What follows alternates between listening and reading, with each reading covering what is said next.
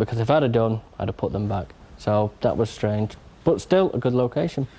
I have to admit, I do agree with you. I mean, I know that such a small room, we didn't think that we were going to get anything from there. Pull it off. And it's joint number 2. And I think the Pied Bull, for me, the reason I chosen the Pied Bull was that the light coming on for me was some of the best phenomena I have ever seen. The reason being that it happened there and then. I had the switch in shot, Yes. I had the light in shot, it went on and it came off. And I think that for me is fantastic. It's the type of phenomena we've been looking for for years, because there's no other cameras involved. There's just that one shot. There's no argument. It's there. The chandelier swinging over your head. Yes, I don't know how that came around swinging, but it did at the end of the day. Was there a poltergeist in there? Possibly, because there was no other way that chandelier could have swung. I think you actually said, this place is full of poltergeist activity. Did I say that? Something like that. You didn't actually say, I think I'm going to die. But anyway, let's have a look exactly what you did say. Okay. Oh! I've got the remote control in my hand.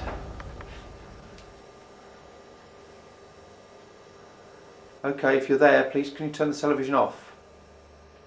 Please, if you're there, please turn the television off. If you're truly in this room with me, please turn the television off. It's gone off. It's gone off. It's gone off. I can't believe it's gone off. Okay, no, right. Okay.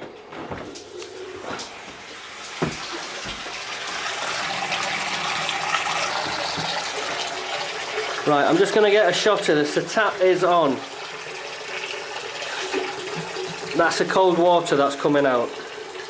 I'm going to leave that for a second while I talk. I don't know why that's come on. I don't think they've got plumbing problems, to be honest with you, but I'm going to switch that off now. I can actually hear the sound. It seems to be a drum of some description. If I turn that off... Right, I'll just give you one more pan round now, so you can see. I'm keeping calm. I'm staying calm. What was that? Right, okay.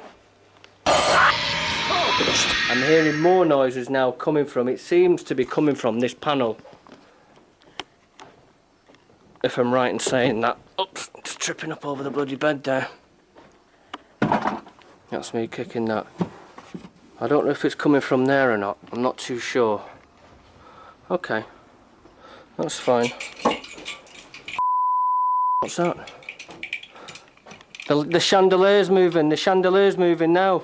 Thank you very much for that. Do you wish me harm? Do you wish me harm? Do you want me to go?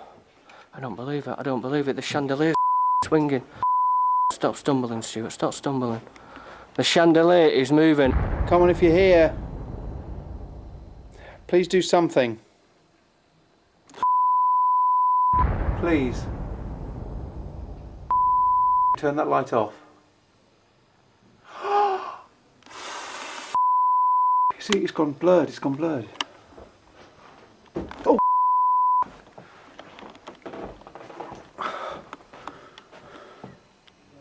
We know that there's nothing on that light, there's nothing there. The light is definitely gone. The light came on and then it went off. See, a joint number 2. How can you pick between those two? You can't. Well, this is why joint number 2. I think we need to go back to them both and have a little bit of a war with them to see which one wins. Between both pubs. Because they're only about 300 yards from each other. If that, yeah. Yeah. Both in Chester. Now, number 1. I think everyone knows what number 1 is going to be. I didn't think this was going to come up trumps at all when we first went there. We've been there a few times before for other programmes and also for just for our own investigations. And it has to be Brannigan's. Has to be. It just has to be. Yep. Now, just talk us through your thoughts on Brannigan's. My thoughts on Brannigan's are very scary, very eerie place. It's not the kind of place I'd want to be on my own. But there was 1 or 2 incidences going on where me and you were actually setting up one of the night vision cameras on a lock-off object with a torch.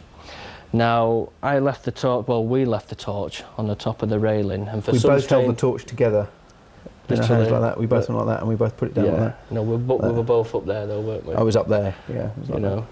And with the torch actually being on such a flat surface and it was level as well, for that torch to actually go flying mid-air past us, I can't explain that. It turned from being a torch into a projectile. Well, basically that's what it was, you know. And the glasses, all the pint pots being thrown around there willy-nilly, and because we both looked at each other and we honestly thought it was security at first, playing games with us. Well, we did until we realised that we were actually locked up there and no one could get up. No. I think for me, the most alarming thing was looking back at the edit when I heard, because I was in the back sort of viewing room and I heard you scream. I heard a glass smashing. I heard a couple of glass smashing, but I heard this big smash, and then I heard what I thought was like a 5-year-old girl running from a spider. That'd be me. Right? And then, lo and behold, 45 seconds, a minute later, whatever, you came running upstairs. I came running, you were so scared, you actually ran right into a beam. I did. And hit your head. Got the top of it there. Which in any other circumstance, I would have guffawed with laughter. Yeah. And you'd have just seen me holding my toes rolling around on the floor. But you notice that didn't bother me at the time though, because I was in so much of a state because of what had gone on. No, and you were in a state. You were in a state. You know. And you know, it was a week before we went back there. It was. And you were adamant, and you got a little bit upset.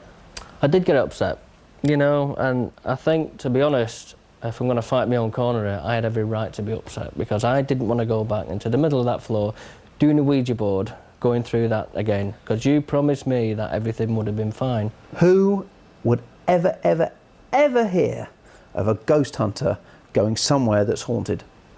Beyond me. You wouldn't want to go there, would you? Wouldn't want to do it. You wouldn't want to go somewhere that's haunted. Oh, paranormal activity. Let me run away from it like a girl and never go back there. Shy. Anyway, you were upset, but let's have a look at why this place has won the most haunted pub in Great Britain. I want something to happen. Push me. Make a sound.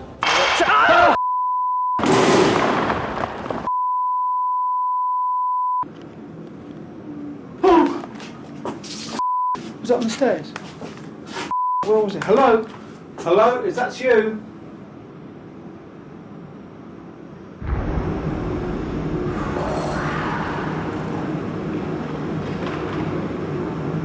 I'm sure I can hear Stuart screaming somehow. It was like 3 black circles went right the way across. Just after the noise.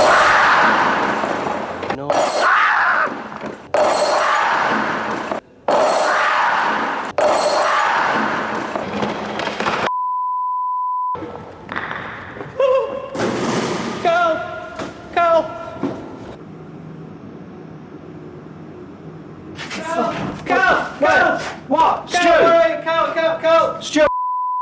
Get me out of here, Cal! Come here! Oh, what's the matter? I want to go, mate, to be honest with you. I want to... The camera went off. The camera went off then. The camera actually went off. Well, that's it. It's been won. The Wines and Spirits most haunted pub in the UK Series 1. That's, of course, unless you know different. See you next series.